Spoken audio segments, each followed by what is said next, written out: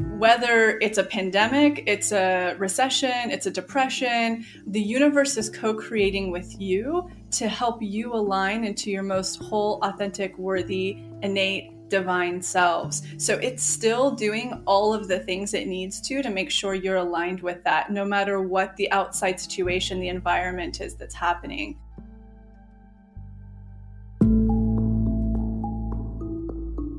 Welcome to the Expanded Podcast with your host, Lacy Phillips.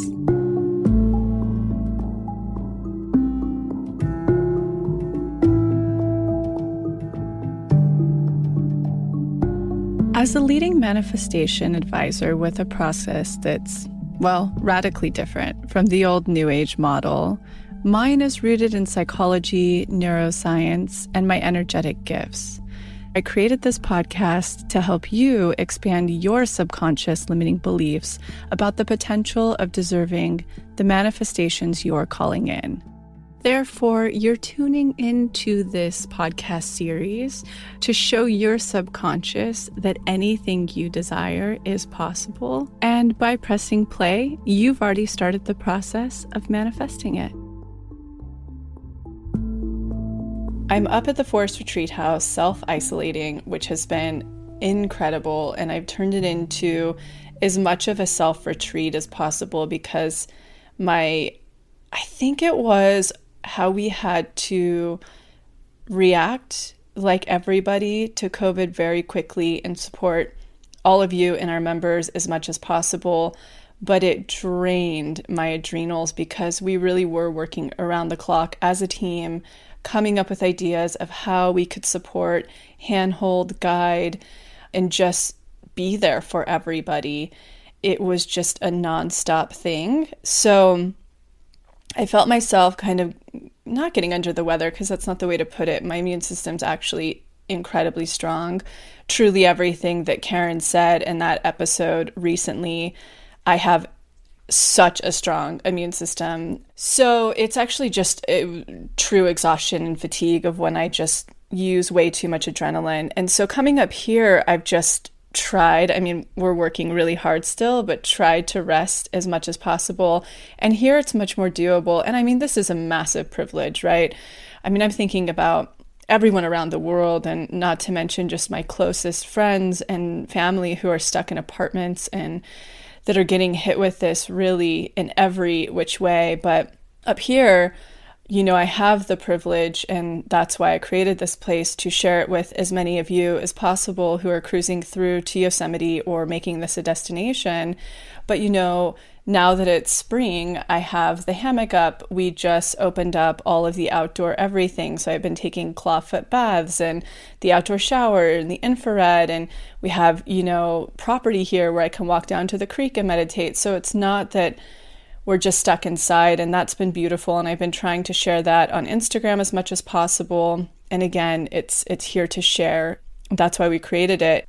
The things that have been really helpful, it's been the Bean Protocol, of course, has kept me on track up here. And I have such a quicker rebound now when I drain and become fatigued, whereas before it would be weeks of rest. Now it's just a couple of days and I start to get my momentum and energy back. But one crazy thing that I noticed, and I know I'm always going on about blue blocks, I kind of let them go for a little bit. Not a long time. I just was really lazy, to be honest. And Max and I have been rewatching Peaky Blinders. He's never seen it. I love that show. And so we've been binging it every night together for the last couple of weeks. And I haven't worn the red blue blocking at night, kind of as an experiment, really. And lo and behold, I think it was a week ago, I started to wake up multiple times every single night. And I'm like, my adrenals are getting sort of back on track, so I don't think it's that. And I've never really had that problem. I've usually just woken up once every night. And so I went, wait a second. I remember my friend Dana, she said recently, it really does make a difference with your sleep, and of course I've been using them for years now. So I know this, but there's a part of me that was like, whatever.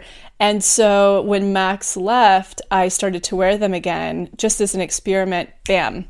First night, only one night of waking up, slept deeply, and it's been like that every single night. So I have to give Blue Blocks credit. I have to give Blocking Blue Light credit. If you are curious about what I'm talking about, please go back to the 2 episodes we have linked below with Andy Mant.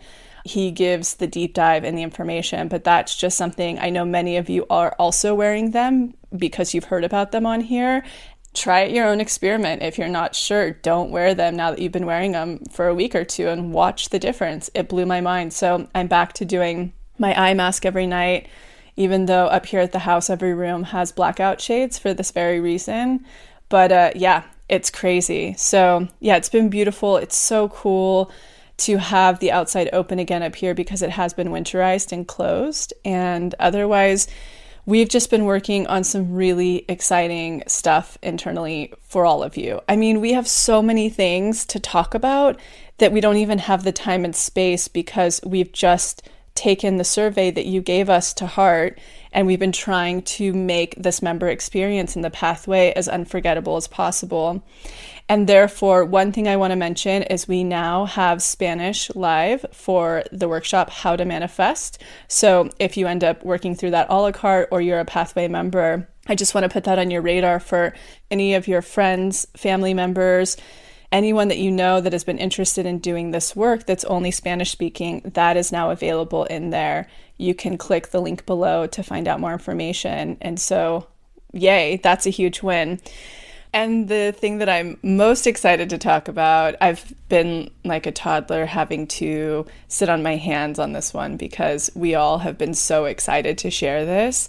So let me preface it. Before there was the pathway and the workshops, I used to work one-on-one with people. And it got to a point, which I was so grateful for, that it was booked out far in advance and I loved working with my clients. However, my endocrine system just could not handle it. And the more that I did it, the longer I did it, the sicker I became. So I eventually had to cut it, which was really, really hard for me. And therefore, we get so many questions from you all. I mean, it's often that people will write in and ask, are you still working with people? Are you still taking sessions? Because I understand that the guidance and the hand-holding, or just having someone that truly knows this work, that you can bounce off any question you have. Is this a test? Am I in a magic dark or am I in a rock bottom? How do I navigate? What tools do I use? How do I customize this work for me? I get that. And therefore, we are so excited to finally announce that we are launching our first 2 TBM coaches who their calendars are open today for May and June. I would love to introduce, we have 2 that you know very well. You've heard them on Process episodes. We have Amanda Blair and Heather Whitaker. Both of their episodes are linked below. So starting with Amanda Blair, she has actually been doing this work with me since the very first year I started it. She had one-on-one sessions. She saw when I was only hosting tiny workshops in Brooklyn to LA, and there would be 30 people, and I would print out this little booklet that would then become How to Manifest. And she has walked through all of it. Not only that, but she has mentored directly under me for the last year and a half. So there's been many times that she brings her cases of clients to me and we walk through it together, or things that she's seeing in the Facebook group. She's incredibly versed. She is focused on self-worth, relationships, not settling, though she understands every aspect of this work, from money to career to home to everything. And in her episode, you will hear her process of being a true Aries who didn't do the work at first. She would just have sessions until she finally hit a wall and said, I have to do this work if I want to see actual results. So it's really beautiful to have her perspective of somebody who didn't want to dig in, didn't want to go deep, but once they did, they ended up manifesting these incredible things. So our next coach, who you've heard more recently on the podcast, is Heather Whitaker, who is specializing in personalizing your practice, staying magnetic, and shifting out of lack. It's been such a pleasure getting to know Heather in this honestly kind of short period of time. It was October that we had the speaking tour. It was so kismet that I asked, is there anybody in here who's manifested anything big? Raise your hand.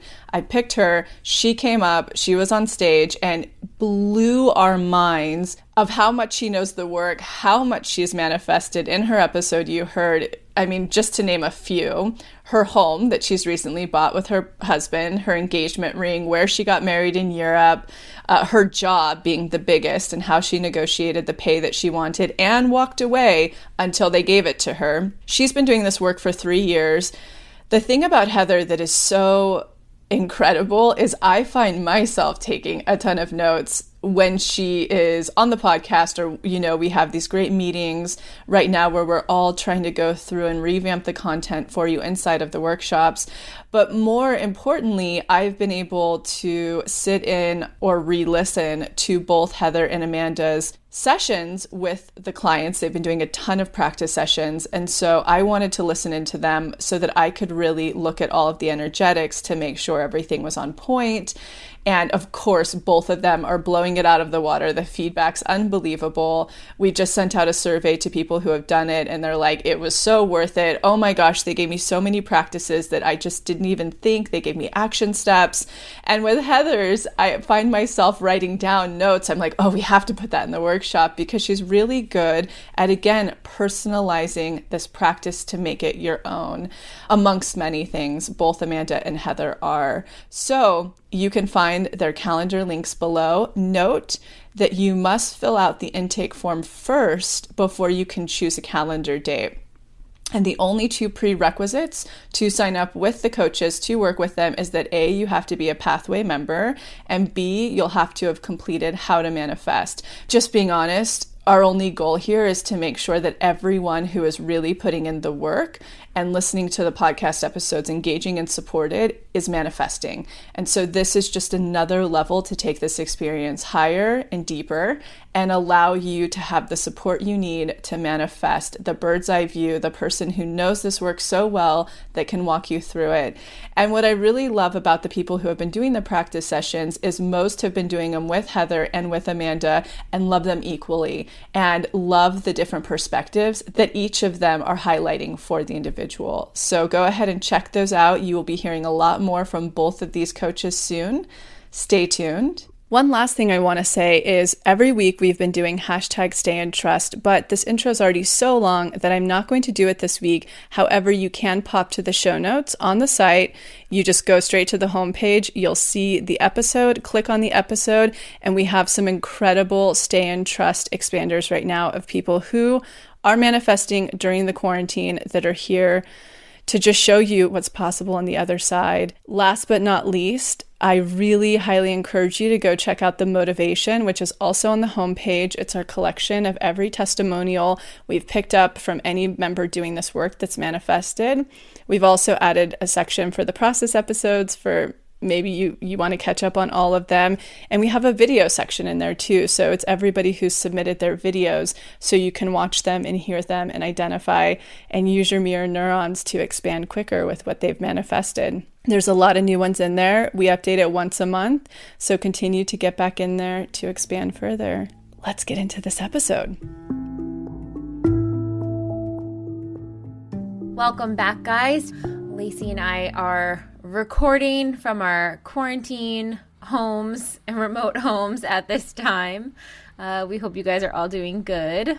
Yeah, and if you hear any background noise, apparently both of us have construction going on in the background. So we just want to preface that. I'm very happy that people are still able to work and construct, but I do apologize for any sawing or spraying or any other background noise you may hear. Totally.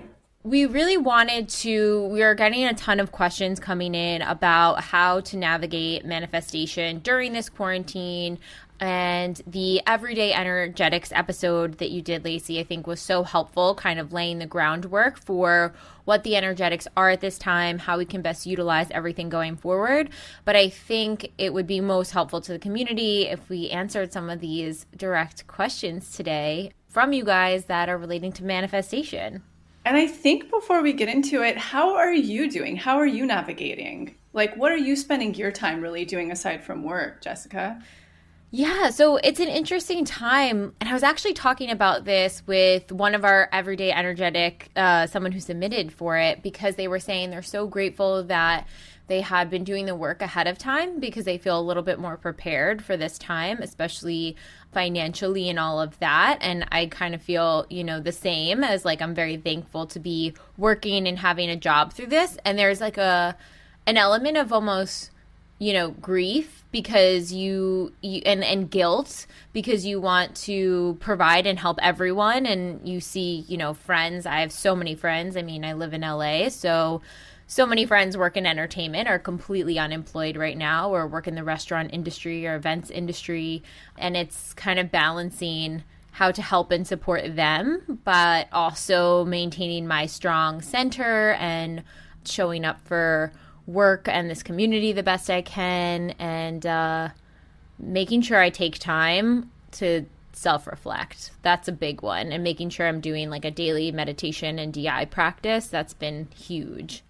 Yeah, I think that will probably become a pretty big theme of this episode is finding our personal centers. That's where the real magic and the gold is. It's been for me. I personally have actually had to take the entire week off of any social media, just going in and checking on the post and any DMs I might have, but tuning out everywhere to really find and channel the center. And I think it's really important to understand that there's a big difference between social responsibility, supporting our community. I'm staying up to date with the World Health Organization, with the CDC, and the public health.gov. That's where I'm actually directly getting my information aside from the media.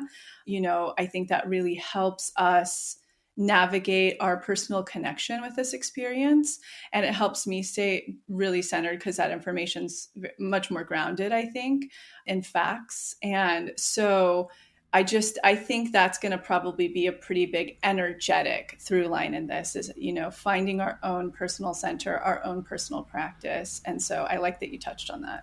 And I think there's a lot of like schedule adjustments. I mean, I'm sure a lot of people are working from home for the first time or now have kids at home that they're managing in homeschool while also working from home, or maybe they're just full time homeschooling. Like there's just such schedule changes. And one thing that's been helpful to me is to literally write out like chunks of my day and like when I'm going to wake up and schedule in the self-care practice, schedule in time for movement, because that just like changes your state and really puts you in a elevated position. So I think for me, at least, that's been really helpful of just scheduling in time to do those things into my practice. Really perfectly sound advice. Well, let's kick it off. We got a ton of questions. Thank you guys so much again, always for writing in. I read every single one of them and really just try to pull the ones that are going to hit and relate to most of the people. So the first one, creative flow blocks. This period of self-isolation has really made me sit with all the creative projects I've been wanting to work on but have always found excuses and too busy to tackle. Because of this, I'm discovering a deep need to get into the flow of creativity with my writing, but it's bringing up a lot of uncomfortable blocks I didn't realize were there, mainly fears of being seen, being heard, not being brilliant or talented enough. I'm taking these through rock bottom and have just worked my way through shadow, which hurt, but damn, it was so good. Are there any other steps I should be taking to really get into this creative flow besides reprogramming and unblocking? In other words, once I'm really unblocked these fears, will the creativity just flow through effortlessly? Yeah, this is a really good question because, an entry level exercise a lot of people will do before joining the pathway or doing the work is our free clarity, exercise in DI. And I always say at the root of uncertainty or procrastination, it's always fear. Like this was outlined so perfectly in this. It's always a fear of, it varies, but the ones that were listed were perfect examples of what that looks like. And I really admire that they were taken through rock bottom and the work, the unblocking is happening. I'm assuming, this person's also expanding, but I think an energetic here that's really valuable to somebody listening is the actionable is going to be what helps inspire the creative flow. So what I mean by that is the opposite's always the medicine. So it's really taking, now that, we've seen where these blocks are, we've seen what's going on with why we're continuing to procrastinate, or why we've been fearful, and we're expanding, but it's actually going to be working through the actionables of what we fear. And it doesn't mean that you have to like totally launch the thing or start doing the thing right away, though those are advisable. It really means stepping through the blocks that we saw fearful. So it's a little bit more energetic. So an example of this could be, I'll give a personal example for me. We've been having this work done on the house, and just a lot of conflict has come up with the person like trying to get a lot more money. And I know what things cost after remodeling. I know that we're being a little bit taken advantage of here. And it triggered me so badly, and I had to look at that because it had nothing to do with the situation, as we all know. And so at the bottom of it reminded me my mirror of lack. So when I was really young, I grew up in an incredible lack environment. I myself operated in lack for so many years, survival lack, getting the most I can out of, it's like squeezing the sock for all of the water that I can get out of it. And that's what was being projected at me in this current experience. Looking at it, I had to go, whoa, I'm asking for really big things right now. So it's important that I always go now with the professional who's at the top of their game. If I'm wanting these bigger things to come through to me, being a professional at the top of the games that I want things to come through for, whether it's collaborating, certain guests we want on the podcast, all of that. And so my actionable wasn't like, go fire this person and bring one of those in. It could have been, but it was actually looking at all of the ways in my life that I'm still playing small in lack and taking action on those. So I hope that brings clarity. So what I'm saying is those things that you found that are blocks that were creating fear for you, actually taking action on those things. Could you think of an example of that, Jessica, right now? Like a block you've known, you saw the clarity on it, and it didn't mean putting the project out into the world right away. It meant addressing that direct block, taking action on that to create some flow. Does that make sense? Yeah. Well, I can even speak to it when I've gone through creative blocks and stuff like that. And, forever ago, whenever I launched my first website and putting that out into the world or whatever and sharing like little writing samples, I think the biggest thing with that, and especially if it's through a block of being seen or a fear of being heard, it's creating it's almost like connecting with a part of your authentic code. Like if a part of your authentic code is to be this, writer, whatever your specific art form is, you need to integrate that into the person that you are. And part of that is like a daily habit. So instead of putting on so much pressure for you to sit down and write like the greatest novel of all time, or, whatever art your medium is, just be someone who shows up daily doing it. And, I'm sure the first, couple hundred projects or pieces will be terrible, but at least you're aligning with that part of your authenticity that wants to show up and be someone who creates that stuff. And then the being seen and being heard, reprogramming that at the same time is kind of like a 1-2 punch for it. Yeah, out of curiosity, do you still identify as a writer, Jessica? Or do you still intend to be one, or you think your core essence is to follow that? I think my core essence is artist. That's the label that it's not so much writer, it's more art in general, like creative expression. So sometimes that might be writing, but then sometimes it might be co-hosting a podcast, or sometimes that might be creating a little film or taking a photograph. Like the medium changes a lot for me, but it's self-expression through like an art form. I think that feels most authentic. And for creative expression, which one of those mediums flows a lot easier to you? Like you channel, for instance, when you're doing it. Definitely. I mean, just because it's connected to my work right now, but definitely podcast and speaking on topics. And even it's interesting researching other guests and thinking of like imagining the flow of conversation. It's like so clear in my head, like before you even sit down to have the conversation.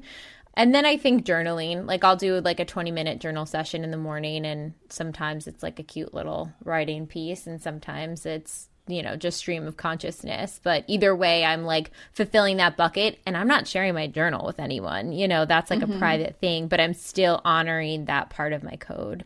And when you, for instance, like with the podcasting and all of that, have you ever had creative blocks with podcasting?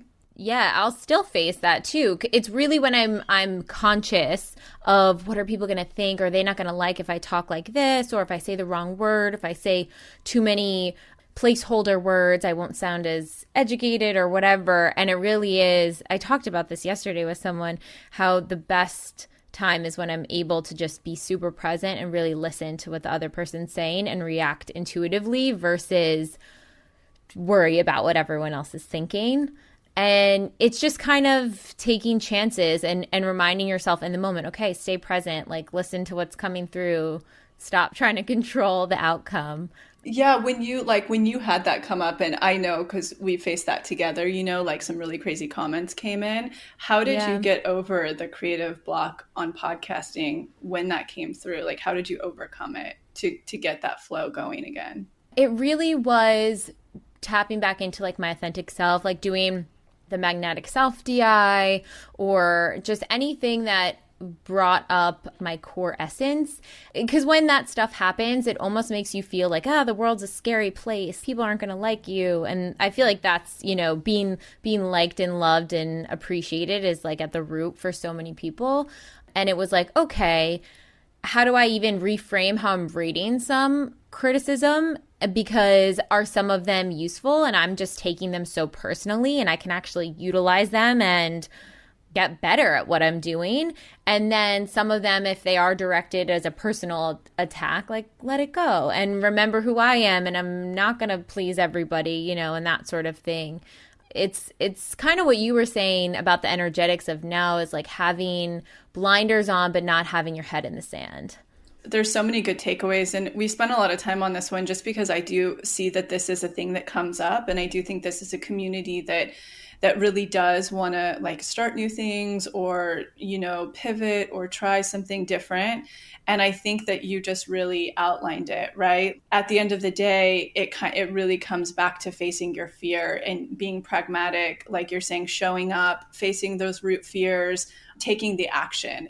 That's what really, like the unblocking is the important part for discovering, but it's really in the actionable that creates the flow. It's like how you face the fears through action is going to create that flow. Because at the end of the day, we said this in the energetics, I think 3 episodes, or I said this 3 episodes ago at the top of the podcast, is when you face all your deepest fears, you push into that new threshold, there's nothing left to stop you. So the only thing that can stop flow is a block, right? It's us. It's always ourselves. And so both of those actionables, keep showing up, walk through those root fears, it unblocks because you face it and you're like, oh, this isn't that scary. I'm still alive at the end of the day. I am who I am. Not everybody's going to like me or like this thing or the blah, blah, blah. But that's where the flow comes from, I think, getting into that core essence and facing that criticism and worry and fear. I love that. And I think a lot for creatives too is the perfectionism is probably another block because they want it to be so perfect the first time. And, it's also accepting like you're a human being and you're learning and be excited that you can progress and get better at whatever you may be doing. Yeah. And that ultimately at the end of the day comes down to things that we picked up, our perfectionism. So I think giving yourself that licensing, it's everything, and just to be an expander as well. I started with nothing, no money. When I started a blog, it sucked. It looked like shit. I had to keep figuring out stuff along the way. I think we still are navigating that in some terrains of this company for sure. And so the progression is everything. Yes. All right, next question. New list during these times. I wrote my list in January and now it seems out of place given the pandemic. Should I be rewriting my list with more achievable and appropriate manifestations for my current situation? Thanks for all of your help. Yeah, my first take on this is, was your list initially from your core authentic essence? And what I mean by that is the core things your soul is craving and calling in, and you can figure it out in the up-level workshops. And then you can also figure it out in how to manifest is like your core essence, because your core essence, like what you're after, that doesn't change. It just changes form. It doesn't change in emotion. And so let me make myself clear. I'll give examples of me in the tangible. So in my heart, I know that I desire to spend half the time of the year. My soul needs it. I live in Los Angeles most of the time. It's always sunny, but I need inward. I need clouds. I need rain. I need massive green. I need dew. And so to me, that feels like Scotland. That feels like Maine. It could be, a house in Vancouver, whatever, or, Vashon is what I always talk about.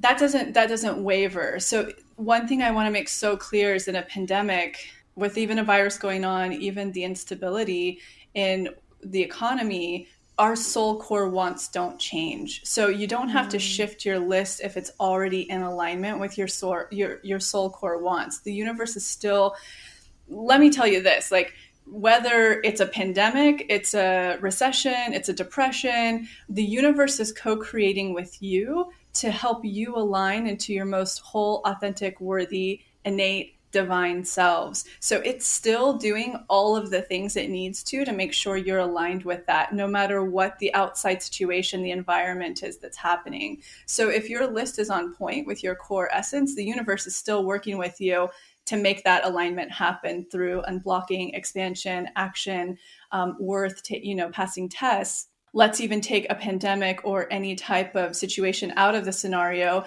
You still wouldn't be making a lot of traction with your list if it's not in alignment with that core essence of needs and wants. So regardless, those energetics don't change.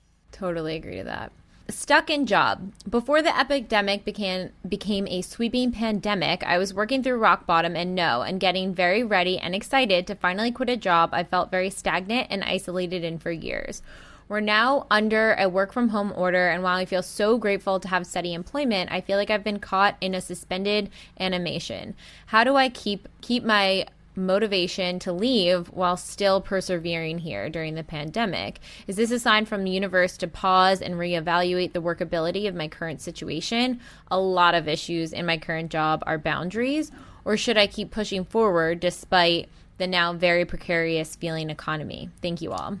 So great. I'm so glad we're having this conversation, because the real through line is going to be how to find your center. Most importantly, the manifestation energetics don't change during a pandemic, which we've, continued to say, but this is going to outline with some great examples. So when we are navigating manifestation, it's all about where we are at, right? So if you were going to quit your job and the level of certainty that the world is the same it allowed you had done the work, right? You had really looked at your blocks, at why you're attracting in those boundary issues in this current environment, and you've unblocked them. You found your expanders, you have your FU fund in place, and you are now ready to pass tests.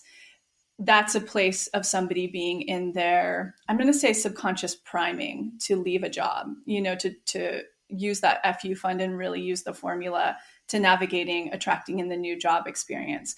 But then a pandemic happens. And if the pandemic is something that is really taking you out of your center, out of that subconscious priming, then you're not ready to leave yet. So for me, who has a massive trust muscle, somebody who's been manifesting and seeing results over and over and over again now for I started this process at 25. I'm 35, 10 years. This pandemic wouldn't affect my subconscious priming because I have such a wild trust muscle. I made the most money I ever made during the recession when I was waitressing, right? Because I made that conscious connection that people need comedy during down times and sad times, or, what's going on in just the energetic vibration of the world. Therefore, because I was projecting from that place at a comedy club, I was able to achieve that, but I was still in like such low self-worth that it was, I wasn't able to expand out of being a waitress, but that's where I was at, right? So getting back to the subconscious priming, if this affected your subconscious priming and you don't feel stable because you're not in your center and you are really taking in what is societally being projected at you. So for everybody who's not aware of it, there's a bonus episode I think it's called Pandemic Energetics right now. And in that, we give 5 steps. It's like a little mini roadmap of how to continue your magnetism and manifesting during this time. And one of those steps very clearly says, not it's being socially responsible and helping your community and socially aware. But how do you put on your manifestation blinders, or I call them boundaries, so strong that specific to what you're manifesting, you aren't taking in what's being projected at you in society. And that goes for just normal times, right? Like if we grew up and society was telling us that we can't accomplish A, B, and C, if we're going to manifest A, B, and C because it's in alignment with our core essence, we have to go through and look at all of that societal programming, unblock it, and then put our blinders on from our community that's still operating in that. So like say our parents, say we were raised that you're only going to make money being, in Wall Street. So we'd have to go unblock all of that because maybe we're an artist. And then our parents who are still reflecting, oh my God, artists don't make money. You're never going to, be successful. And we've out expanded that. I always say, we have an article on this, we'll link it below, manifestation boundaries. You have to be like, okay, cool. Yeah, parents, I'm still going to do this, or whatever your boundaries are to make them feel fine and not project stuff at you, not telling them your manifestation. The same thing is applicable right now. So this is a great example, right? If you're going to leave your job and manifest something different, you were subconsciously primed before, but now this has thrown you off of it. You're not subconsciously primed right now. So you're going to have to go through and go against what, boundary wise, manifestation boundary, go against what's being projected at you. And until you get into a steady place of subconscious priming, that's when it's time to leave. So I just want to make this clear because there's a lot of examples in that, and there's a lot of points to take away in that. Manifestation in your reality, in your world, your personal co-creation with the universe, the multiverse, the collective, it's all the same thing. We're all one, but your relationship is completely applicable to where you are in your subconscious. So if you aren't subconsciously primed to make a move or do a manifestation, it's not time yet. So the pandemic has nothing to do with it for this example. And I just want to make that really clear for everybody, that this is all about finding our center and really understanding that manifestation energetics don't change during this time. And I think, one thing that kind of popped into my mind on this is, what about the pandemic made you second guess leaving now? And my guess would be that you're fearful of getting the next job because maybe you're worried about markets or the economy or what might be happening. But if you were ready to make that jump, that wouldn't be a fear whether there's a pandemic or not. Does that make sense? Yeah, which all comes back down to a trust muscle, right? Yeah. The only way to achieve that, not abiding by what's socially or societally happening, is because you've had it proven to you in really crazy circumstances that you can manifest no matter what, following whatever process, if it's this or your own or whatever. That trust muscle is going to be at the root of that true surrender. So that's where it's like, if you don't have that trust muscle yet, things like everything you just mentioned, Jessica, are going to knock you off of your subconscious priming because you don't have it. And that's totally normal and totally fine. So the trust muscle is really the key here. And when you have that trust muscle is actually when you gain the trust that manifestation energetics don't change right now. And it's all about our own center and our own co-creation. Messaging a potential partner. I saw someone on Instagram that I liked, and I had kind of a cosmic reaction to one of his videos. He's a famous baker in a city where I live, and I've been to the place several times not knowing who owned it. During the quarantine, a friend sent me a video of him because I wanted to learn how to make bread. From what I saw in his profile, he is pretty much my list. Should I reach out? I feel that I am not trusting the universe by doing so and not being in my feminine, and now this doubt is causing me anxiety. How can I tell if reaching out is staying within my worth? There's a good example I have of this. And so I used to get this as well. And I get, let me just break it down. So this happens with celebrities a lot, actually. A lot of people listening can probably identify with this. And I have a great story of this, but I used to get this. There was a point where I think I was like 18 and I saw for the first time, God, I can't even remember his name. He's the Irish actor that was like kind of a bad boy and cool when we were, like in our 20s. What was his name? Colin Farrell? Yes.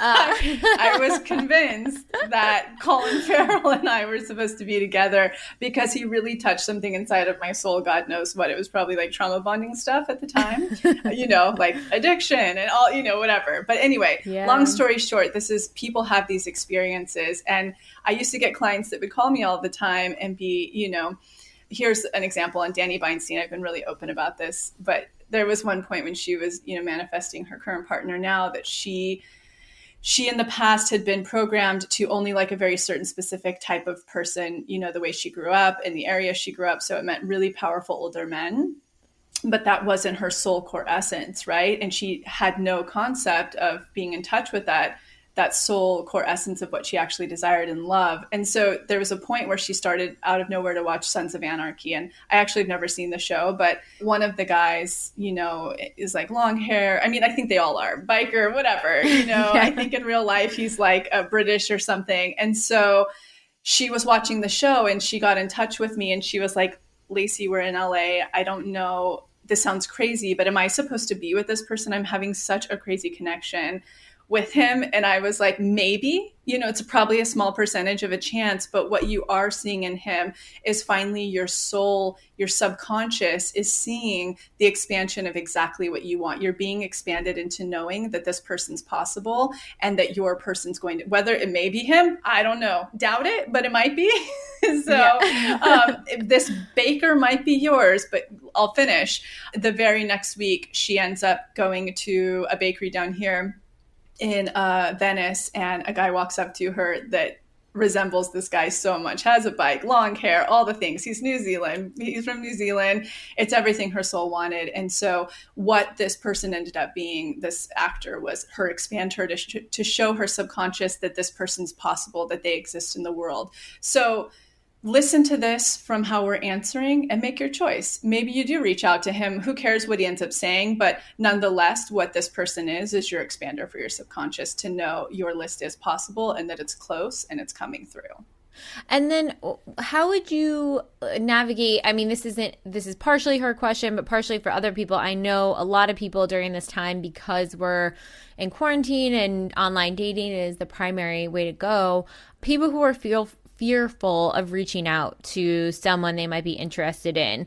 Like, how, if there's someone who, let's say their block is they always come on too strong and controlling, right? And so they're working through a test of like staying in their worth and letting things line up and only reaching out when it feels like super, super kismet or in alignment. How would you, what advice would you give someone who they're working through that fear of reaching out? Or, I mean, she also mentioned like, I'm not being in my feminine if I reach out. To me, that's like, oh, okay, like what does she think feminine is? Is it not feminine to reach out? How would you instruct someone like going through those sort of energetics? Yeah, so again, it all comes back down to our core essence. So for the first example you gave, like what about somebody who it comes on too strong or they're a little too much? And a great expander for this I think of is, if anybody's, familiar with my meditation teacher, Jack, she's like really amazing, but she's a very strong energy and like goes after what she wants and, all that. So like for Jack, if she had shadow about this, that she comes on too strong, the real work there is to get back to her core essence, to know that is what her essence is. It does what it wants. It acts on its impulses. It's strong. So the real thing to look at in that case is, what is my core essence? So, this woman, like you're saying, has a construct of what feminine is supposed to mean to her. So you would go and do DIs on that to really get into seeing how was femininity represented to you when you were young? What does your core say about true femininity? Mine's a little bit more androgynous. It's not like that's not how so it's really getting in touch with us and then looking like, are we being blocked? It's really finding our block and seeing where our core essence is, because then she gets to really see, like, should I be reaching out? Because that is actually my feminine style. So I think that's where that real work is at. It's not so much about, maybe that's why Bumble's been so helpful for a lot of people who feel that they need to be, that they need to be the one to give licensing or the chasing. But I think with this, it's just getting a lot more into your core essence. And then the magnetism always comes into the action, and the action can also mean not action. So once you find your core essence and what your style of attraction is, or courting, or your true authentic nature, then it all comes down to the essence. What have you been doing before? The opposite's going to create the magnetism. And so this one kind of parlays off that a little bit, and it's just kind of reinforcing that manifestation energetics don't stop during a pandemic. But just to give a partnership example, partnership in the magic dark. I've been calling in a relationship amongst other things since I began the work full time last year. I passed some small tests, but jumped into the fire and got burned big time at the beginning of this year. I recognize this was a quote unquote failed test, which I've made peace with and have been waiting eagerly for the next one to come along. The thing is, crickets, no more test. Surely there has to be some, since I crashed and burned on the last one. Having said that, I'm really committed to the TBM work, even more so in the last few weeks of quarantine, and feel pretty expanded in my worth. Has all this movement stopped because of COVID, or am I in a conveniently timed magic dark? Thanks. An even more important way to answer this, and I'm actually going to do like an IGTV on this very soon. I had a friend reach out last week to be like, I'm introducing this work to my boyfriend and his business partner. And I realized while going through how to manifest again, I never get tested. And she was like, why is that? And so there's a couple of reasons, but what's applicable to this specific question is that triggers are tests as well. And I don't think I don't think I've made that enough of a point when I first originally did How to Manifest, that the way that we're triggered is a massive test for us. So right now, currently, I know a huge upgrade's about to come through for me because I'm being triggered from every end of life. It's not just in partnership or money or, the person who's helping us on the house. It's everywhere. I'm being triggered. And when that's happening, it's kind of like a different energetic of a rock bottom. It means something wants to connect with me really quickly. It's a very big upgrade, but I'm not totally there yet with my worth. And so noticing where you're being triggered everywhere is a very important way you're tested.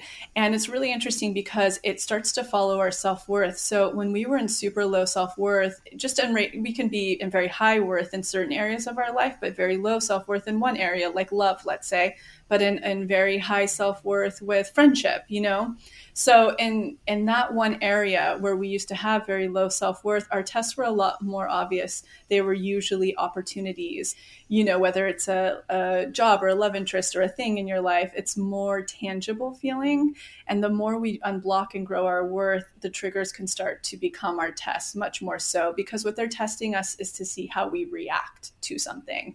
Are we in our worth? Are we in our fear? And this isn't to be confused with like spiritual bypass of needing to be positive. It's really testing our edge. Like that's the best way to put it, actually. It's really testing our edge of worthiness, of trust. So that's something really important for this. And I'm getting the direct channeling for this particular situation. I would put a lot of money down that you might not seeing opportunities of suitors coming through as a test, but you are probably seeing a lot of triggers come through right now as a test. And that's where the real magic is. And it's still testing you for the same thing, for a potential partner.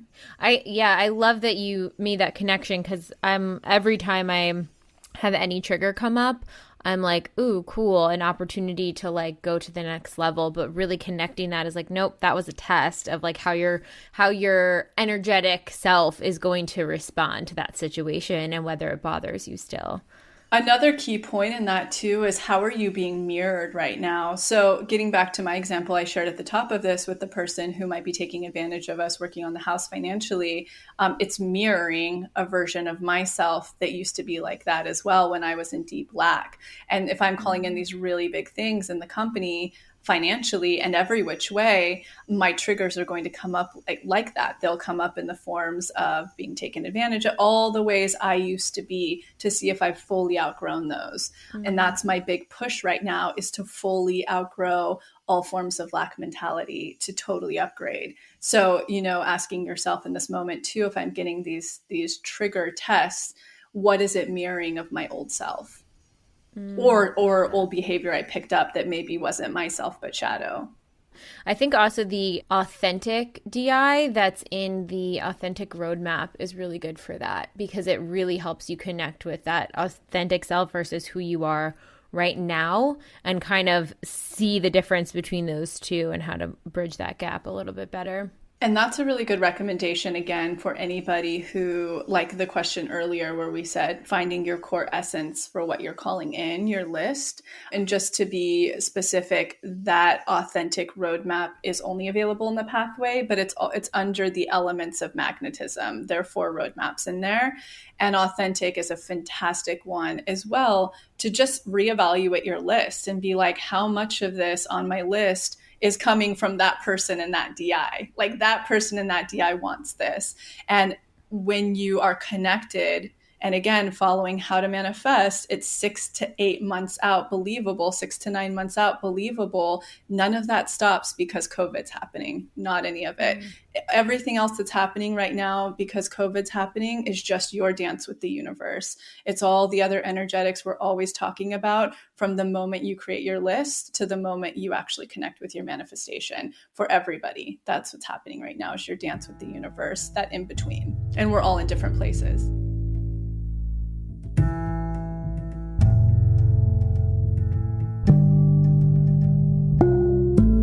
So I'm quickly interrupting this episode to invite you, if you're ready to start your manifestation journey, or if anything you've heard in our manifestation episodes has piqued your interest to begin.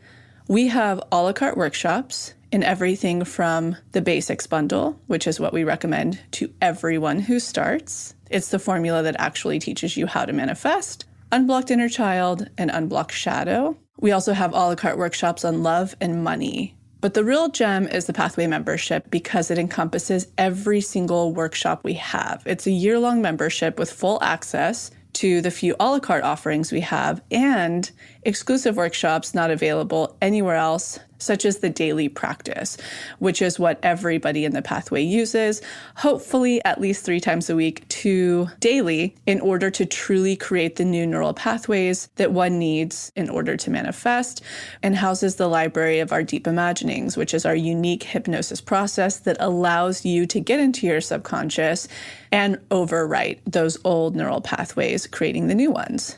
You can use our special code EXPANDED, all caps, EXPANDED, to receive $20 off your first a la carte workshop purchase or $20 off your first month of the pathway. Again, that's all caps, EXPANDED, EXPANDED. Okay, now back to the episode.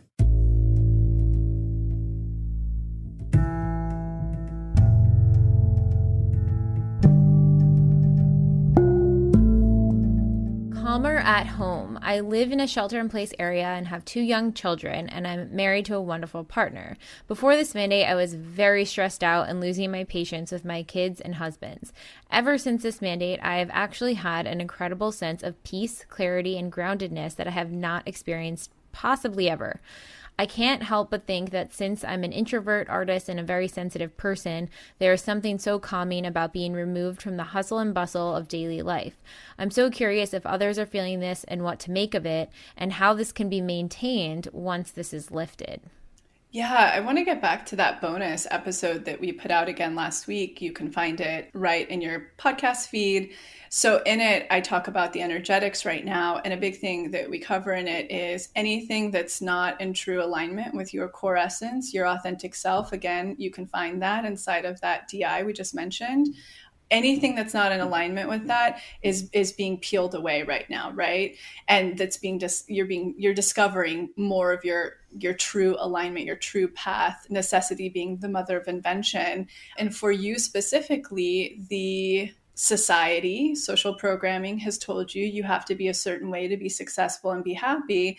And you're starting to find, maybe my true, authentic, whole, worthy self doesn't subscribe to that. It's not true for me. And that's a really beautiful thing. That's a version of how your onion's peeling right now. And it's so cool. I mean, arguably all of us are getting to meet versions of our true authentic self right now. And that is in different ways, completely different ways, because we're all so individual, but that's the way to to look at this. It's like you're getting to see way more of your truth right now. And it's awesome. You're getting a glimpse at it in otherwise circumstances you might have never gotten before. And I would even recommend looking at Up Level.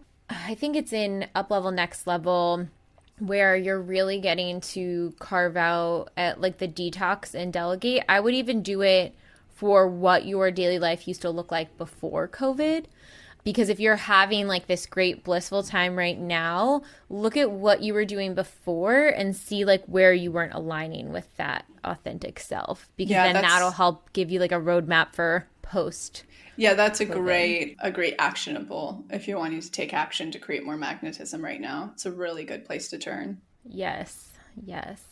Receiving unemployment. I just applied for unemployment due to the recent crisis and my loss of work. I'm not even sure if I'll qualify, but if I do and I accept the unemployment, is that staying small in my worth? Is it telling the universe that I don't trust a job will come through?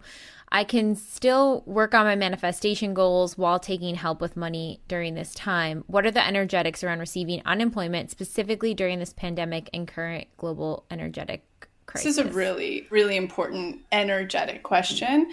So getting back to my answer before, that if our subconscious was primed before this, like transferring jobs or whatever, part of that priming is making sure to have a fuck you fund in place. If you don't, you don't, And so with your specific situation, if you don't have a fuck you fund in place, and then you don't have, this is a version of that coming through to support you and help you right now. So it doesn't sound like you're like taking advantage of it because you have a fuck you fund in. So if somebody has that FU fund in place and they take the unemployment right now, and they're really specifically and very close to navigating a new job, it will hinder you. Because what you're expressing to the universe is, you aren't my bank. So I'm going to go, like, I don't have a full trust muscle that, it's a magic dark thing. You aren't my full bank. I don't have full trust that I'm worth exactly what I'm calling in. So I'm going to go and do this. It's not going to make that job not come through. It's going to take longer because you're not doubling down. But if you do have a fuck you fund in place, well, here's an example. I'll give a direct example. I got a reach out from a friend last week, and she was like, mind you, she has a really big fuck you fund in place because of the market. She's lost 40% of it. But again, if you're in the market, like we learned in Ramit's episode last week, it'll come back. So it's just energetic. So she reached out to me, and she is still currently getting work. She has a fuck you fund in place. And she said, I was thinking to reach out to my landlord to get a lot off this month. I don't need it, but it would be kind of helpful and interesting. And I said, well, great. That's going to block a lot of your money magnetism. If you do that, go for it, rock on. But no, so that just gives example of energetics. If you don't have a fuck you fund, if you have nothing and you're receiving that, or you're moving back home, that's helping getting your subconscious primed to be available and ready for manifesting the next situation. But if you do have all of these things in place, you are primed, you are prepared, and you're just kind of taking advantage of. I'm only using that. It's not a great terminology. It can maybe sound triggering, but you're doing it just because you can. That's lack mentality. It's taking away from somebody else. It's not proving that the universe is your bank and that your self-worth and trust is strong enough, knowing that you deserve this next opportunity. Totally. And this kind of came up for me too, where, there's, and who knows what will happen, but the government handing out $1,200 checks to everyone who falls into a certain bracket or whatever it may be. And I was philosophizing like, okay, well, if I was to get the check, I wouldn't keep it, right? Like, I have a job, I have money saved. Like, I don't need this right now, and plenty of other people need this. So that would be that if I chose to keep it and accept it, it would be blocking whatever else I'm calling in next. And then if I chose to, let's say, donate it or give it to people that are in need of it right now, then that could be like increasing my magnetism. Oh, bananas. If you take that check and you're like, thank you, universe, I'm directly going to put it into the hands of somebody who actually needs this right now, your magnetism is going to skyrocket. And especially if you're a person who's unblocked, you're expanded, you're navigating, your worth, watch what comes through that portal. I mean, just watch the magic that starts to happen 1,000%. Okay, manifesting a job in tourism. Last year, there was a lot of trusting the universe as I moved through really mucky water that felt like oil. And I would never reach the fresh water and waves. I got specific about the kind of job that aligned with my needs, and I manifested after unblocking two very specific jobs with the pay that I wanted and the hours I wanted working remotely. I live in Chile and in North Patagonia, so manifesting this freedom of money and career was such a win for me. Now, after this special energetic COVID-19, my highest paying employee told me they won't be able to continue as their boutique hotel and the borders are closed. And then my other client reduced their wages by 85%. How do I manifest a job in this industry of tourism, which is truly aligned with my core essence, but it relies on people to move around? I don't want to stay in fear of lack mentality, but it seems there really is no money and energy flowing at the moment. In the world of manifesting a specific job in tourism, how is this possible?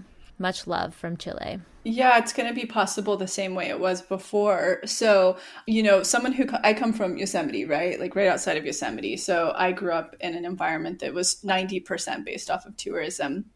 Every year we get a natural disaster up there. That's why when fires are happening in Los Angeles or anywhere else, you'll see I'm the most cool, calm, and collected person. I don't know if anybody caught that was following back then, but even when we were in escrow, on the house up there, the fire was like a mile away from it. And I posted a video that was like me shrugging my shoulders and being like, it's not mine yet. So if not this, then something better is going to come through. And so it's just really important to understand. And it's a really privileged thing that I'm saying right now. But again, I just need to nail down the energetics of manifestation. I have seen every single year in tourism in my town, something closes it down and stops everybody's pay for a very specific amount of time. So whether it's the fire, whether there's no snow melt or enough that's going to have a ski situation that year, what are some others? I mean, that we are always slammed up there with something. COVID's the thing now. One thing I can tell you is all those people in that town continue to survive. They continue to create their reality. They continue to have money. A good way to look at that, and again, I say this with a lot of privilege and recognizing all of my privilege, even in that town before doing what I was doing. A really good way to look at that is that when this lifts, there will be tourism again. Even if there's a recession, there's going to be tourism again. So you'll be manifesting your next job, your next situation within the realm of tourism, or creating your own, being an entrepreneur, necessity being the mother of invention. Maybe during this time, you see the gap that doesn't exist in your area right now in tourism that you can create, and a great example of that is like, I would see that in our town, who runs the town now? It's the people that thought of the zip line. It never existed there before. And the people that decided they were going to open up the whitewater rafting thing there, so just be cognizant that even though it might be closed right now and it's getting hit right now, you're going to manifest the next situation or create your own situation the exact same way you manifested this one. So again, it's just about eliminating the programming that you're taking in right now and doubling down on the work you've always been doing that led to this. It's going to be what leads you to the next. I love that. And I think also the idea of, now's your time to get creative and see where you can still take action. Maybe people aren't coming into town or traveling right now, but can you in a year think of an amazing travel experience for people to be able to book once this is over and people are traveling again, and just start getting creative of new ways of thinking about it too. Absolutely. And I really invite people to look beyond a glass ceiling. So, one thing that I see right now, even where I'm from in Mariposa, there aren't any Ubers. Well, guess what? People are still driving drunk every night. What? I told this to my sister, who is living off of busing there, and she works at the Take and Bake. And I'm like, yo, start your own Uber. I mean, she's 18 now, so I think she can. But I'm like, what is up here? You have to see beyond the glass ceiling of potential, because inside of Mariposa, everybody's living in the same, for lack of a better word, echo chamber. So their expanders are direct, right? They're like seeing each other, expanding directly by what they see. And that's how we are in human nature. We advance just a little bit above what we see. And that's how we discovered a wheel and, a wheel bearing. So I invite to look out around the world and see other tourism opportunities that other places on the planet are doing that haven't really reached your area yet. So exactly like what you're saying, Jessica, having that idea in the forefront that you can launch as soon as or right before the time. For me, who travels personally, I was so impressed when I saw this thing that was put together when I went to Lisbon about like the really hip way to move about there, like the well-designed restaurants, the blah, blah, blah, blah, blah. And not a lot of that exists in places, or they're very hard to find. So it's like, what can you create this experience, or how can you expand looking at what the rest of the world is doing rather than your own echo chamber, and start to really think bigger, think beyond the glass ceiling. And that's why this is such a beautiful time. Again, if you go back and listen to those energetics, that episode, the bonus episode, what's your new edge you're being pushed in here? How are you being pushed beyond your glass ceiling? Because manifestation energetics haven't changed. It's only you in your response to your environment that's changed. That hasn't changed. So if you can get back into your own personal power, your own personal center, and just follow the steps, like really look beyond your glass ceiling to expand right now, your innovation, your creativity, that's where all of the magic is. That's where the people on the other side of this are going to manifest so much, and the people currently in this that are manifesting. And even getting back to what you and Remy had talked about in last week's episode, how can you incorporate this into a digital business? Like, where are you serving people digitally? That's going to be so game changer for so many industries right now. Of like, what's the digital offering? How do you give people something online, even if they can't be there in person right now? Absolutely. And I say this with the utmost honesty. Most people are affected by this. Everybody's affected by this in one way or another, but there's still going to be a lot of people who have money, who travel, who are looking for experiences after this. And so really creating something for those people in mind, and then understanding that everybody else will catch up eventually when things even out. Yeah. Okay, so we have two more. Fear of losing a loved one. During this pandemic, a childlike sense of pain and fear has surfaced around losing my mother. This goes back to when I was 2, I'm now 28, and she was diagnosed with cancer. They gave her 2 years to live. Today, she's almost 70 and healthier than ever. However, I'm still dealing with that childlike sense of fear that I would not survive if my mom were to pass away. How do I reprogram such a situation through unblocked inner child? I'm having trouble finding a soothing scenario that doesn't deny the reality of what happened, in this case, the diagnosis. What would you recommend? God, this is a tough one. This is one that's a lot better with a coach. That's something I'll say really preliminarily in this. We are going to be launching coaching soon with Amanda Blair and Heather Whitaker are going to be our first coaches. And do sign up. You do have to be a Pathway member, just because like when I used to work with people, I required that they totally knew the formula of how to manifest, at least. Doesn't even have to have done inner child, reparent, but you do need to know the formula through and through. Why I say that is because any answer I could give in this collectively is going to be considered incredibly, incredibly triggering. But the most important thing, and I've dealt with this with clients before, the most important thing that you're having to face spiritually is you have to face death, and there's a lot of practices. There's beautiful Buddhism meditation practices to face that. There's a lot of literature around this. You're going to have to find your truth with what happens when we quote unquote die, what rings and resonates true with you. But you're being called here to understand that you are an eternal being, Every philosophy talks about that, from Eastern, you've got the Buddhists, you've got Kundalini, you have the Christian Scientist. I mean, basically all of them talk about it. So it's really finding what speaks to you, and really having to address that both you and your mom are eternal beings. And so what you're really being called here is to a new level of consciousness. And that's hard, because here we try as a brand to be like a very practical and step-by-step approachable guide. But like when I worked with people personally, I'm an incredibly spiritual person, so it's like, that's what's happening here. There's something bigger for you. There's an enlightenment that's happening. And I think this is a very primal feeling we all go through. I mean, my mom did get COVID. She's a paramedic. And I mean, it's fascinating, because she's like, this woman, I love her so much, but she not only has Crohn's colitis, she's an alcoholic, and sometimes has, what do you call it? Like light asthma. I forget the right terminology. So for me, I had to deal with a very, very long time ago that I don't have control over these things. I don't have control over anybody. I don't have control over death. And so it's really, really facing death. That's the big opportunity here, facing which philosophy resonates with you, doing the work around it to face. And I will tell you this, I think I've been having a lot of talks with Danny Beinstein daily. She talks about this constantly. That this time is everybody in the world is having to face the shadows, and this, there's a paradigm shift happening, and we're having to face death. And that's the one thing that you can use to control every human on the planet, is like fear and death.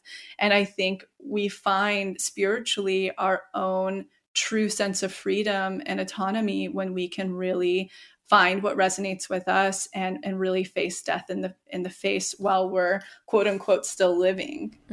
I know that's a triggering response. It's gonna throw some people, but it's also it's what's being called for you specifically is a new level of consciousness right now, which is a really beautiful thing, because that puts us so much closer with truth and with oneness, and that we're all eternal and we're all connected, and it gets into all that. And I practice all that. It's not super pertinent to manifestation. It will make you a lot more magnetic, because again, when you have nothing left to fear, what can really block you?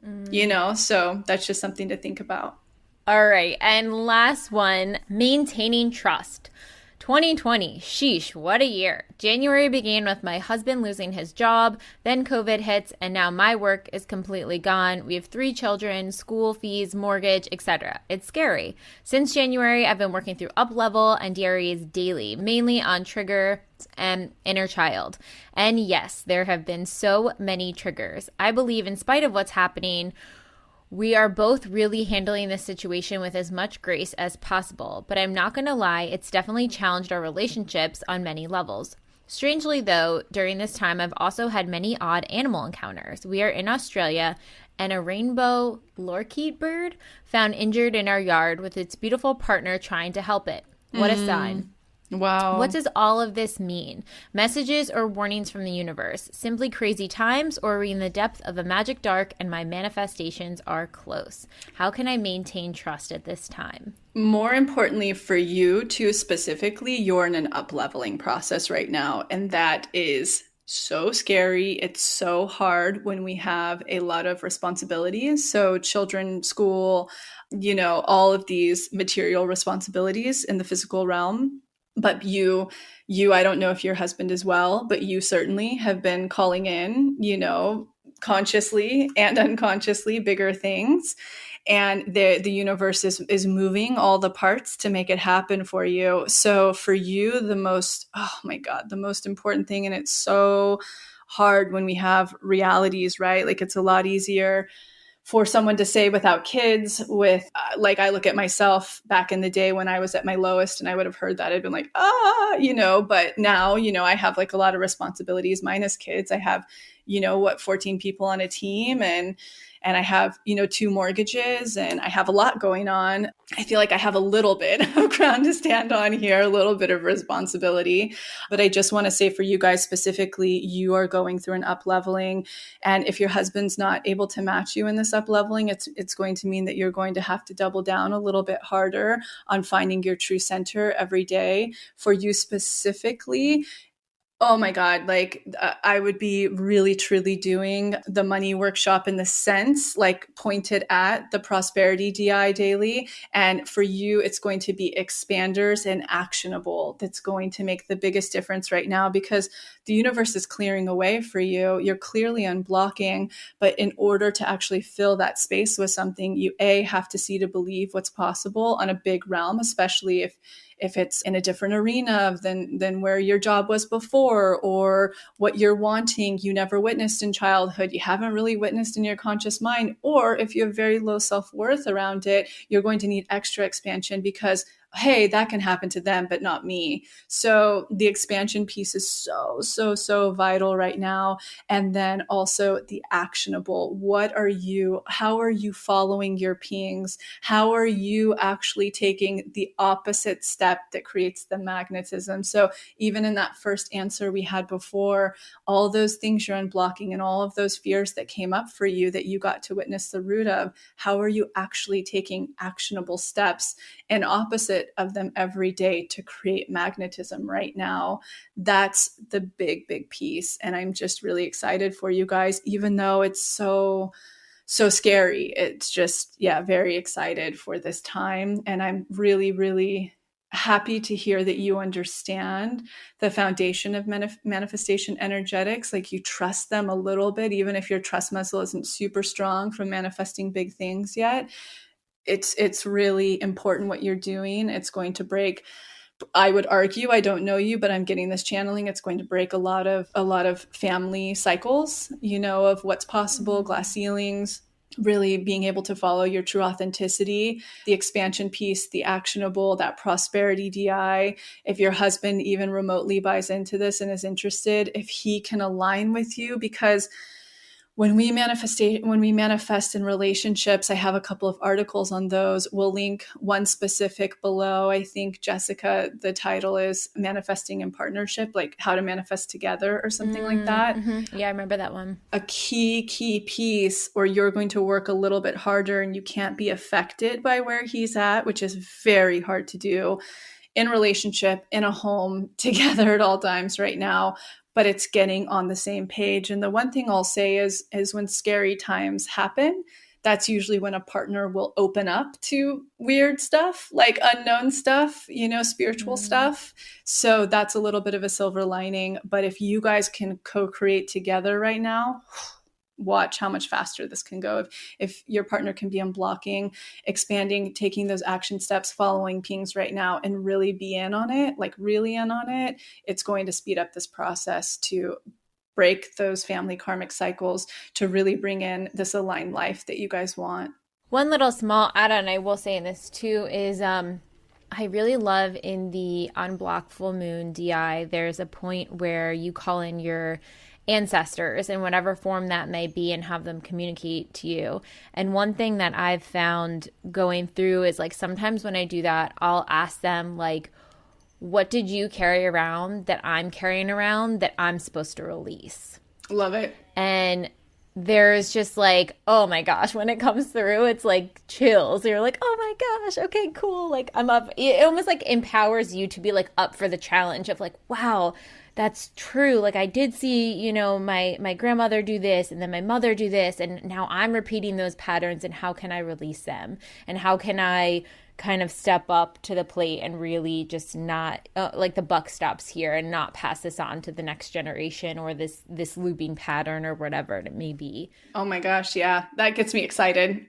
Well, that is it for today. Thank you guys again so much for writing in. I'm so many of you are really digging in and doing the work right now and committing to it and really looking for, their silver lining through this. And it's just really exciting and expansive. Thank you guys. Yeah, thank you. And I just do want to make the note that The people that we hear from, we've been sharing all of these testimonials during the quarantine that are finding a lot of success tend to be ones that really deep dive on these supported episodes. So please, if you are a member, Supported is inside of the pathway. We release one a month. Go back to the beginning, listen. It's like even a question that's, you guys, I mean, you just heard this episode, a question that's not totally like what's happening specifically in your life made you have a ton of light bulbs. Imagine, how many episodes do we have of these now, Jessica? 47. Imagine 47 hour-long versions of these. You are going to get your answers from your questions asked. You're going to get your answers. Please use this resource. If you are a member and you're remotely like having friction during this time, use this resource. If you're not a member, we have codes of how you can join for rates that are really accessible right now, which we already mentioned. So I just really, really want to hit that home. Every time you listen to a process episode on here of somebody who has manifested big things, you'll notice every single one of them mention that they listened to Supported. They've done all of the workshops. They've made the workshops their own. So they've found their own process in the DIs. They found their own personal patternings, and they listen to the podcast episodes. So that's one thing I just want to say. And then I also really want to make the mention that these things take time. Not manifestations don't have to take time. It's all variable on how unblocked you are, how expanded, and how in your worth you are to match with something. But when you're doing a DI, like we've mentioned many in this episode, just know if something doesn't come up, maybe the DI process needs to be a little different than it is for you. If you listen to Heather Whitaker's process episode, she does them on hikes while she's walking and talks aloud to herself. Make them your own. And also know it's not always linear. You might be in a car 2 weeks later and something pops up, or you're driving or you're walking or someone mentions something. The beauty of the DIs is they dislodge your subconscious like stuckness. So they get it like they dust the cobwebs off of what's been living, and they kind of unravel it a little bit. So, and that's how our subconscious works. It speaks to us in different ways at different times. So these resources are here because they work, because they help, but you really have to tap into them. You have to make them your own. You have to find your schedule. Everybody's in a different space. People who have super low self-worth, they have a lot of work to do in front of them in the sense that they need to dig into all the workshops. They need to do them all, the ones that are pertinent to them. Or there's somebody like me who has a very strong trust muscle. I've manifested a lot. I've done the work. And so I only tune in where I need, when I need. So it's just recognizing where we're at, using the resources at hand, using our intuition, and knowing how to make it our own process. That's one thing I really want to say, because there's a lot of magnetism to find during this time. And there's a lot of manifestations to be had during this time. Everybody's co-creating. Just because there's COVID doesn't mean any manifestation energetics have changed, just we have. So it's really about getting back into that whole authentic, worthy self in connection with our alignment. And I just also, I'll share this whenever this episode goes live, but I don't know if you guys heard this plane that's going by outside. Just wrote in the clouds above the window right in front of my desk where I'm recording this, "We will get through this together." See? Bam. Wow. Right? I mean, come on. So cool. It's amazing. I love that. All right. Well, thank you guys so much. Have a wonderful week. Stay strong and healthy and safe, and we will get through this together. Love it. Thank you so much for tuning into the episode, and I hope you enjoyed it as much as I did, we did. And in case you're not totally ready to join the pathway yet, I wanted to share a few of our free offerings that I'll often suggest to people as a little bit of a blueprint to get them started on their manifestation journey. The first place I like to direct people completely for free is the motivation. You can see it linked below or on our homepage as our testimony library. And it's categorized by different subjects, whether you're calling in career, money, love, wellness, and much more. When you're reading about a member's experience of what they manifested, you're actually seeing to believe and showing your subconscious that that very thing is possible for you. The second place I like to direct people is to the free clarity exercise, which is also linked below. In it, you get to try our own unique hypnosis process, learn about the science, and some journaling prompts. And the best part about this, You'll get a tiny taste of what it's like to go into your hypnotic state, bring your subconscious forward, and create new neural pathways while receiving clarity. And the third thing, if you haven't listened to it on this podcast yet, please go back to the episode titled Manifestation 101, where you'll learn the basics of neural manifestation to truly understand this process. So go ahead and check out those free resources, the motivation, the free clarity exercise, and the episode Manifestation 101, all linked below. And in an effort to make sure to have representation in this process series, go ahead and submit any process testimonials you have, especially to our LGBTQ plus community, our BIPOC, as well as the Ys, which is anyone in the community who is 45 and over. All right, we'll be back next week.